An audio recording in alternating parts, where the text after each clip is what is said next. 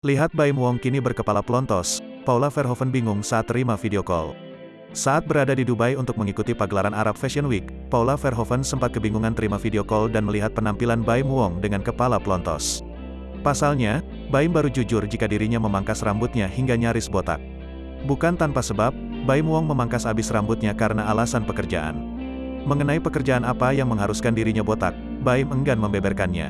Selain itu, tampil botak juga sekaligus yang pertama bagi aktor kelahiran 1981 ini. Sementara, sang istri yakni Paula Verhoeven belum melihat langsung penampilan terbaru Baim Wong saat itu. Hal itu lantaran dia sedang berada di Dubai untuk mengikuti pagelaran Arab Fashion Week. Kendati begitu, Baim sudah memberitahu Paula terkait penampilannya, ia juga melihatkannya ke sang istri melalui video call. Dikatakan Baim, Paula terkejut saat melihat penampilan terbarunya. Mengenai suka atau tidak sukanya, Baim Wong menyebut istrinya selalu suka penampilan suaminya. Dia mah suka apa aja hahaha, ucap Baim Wong seraya tertawa.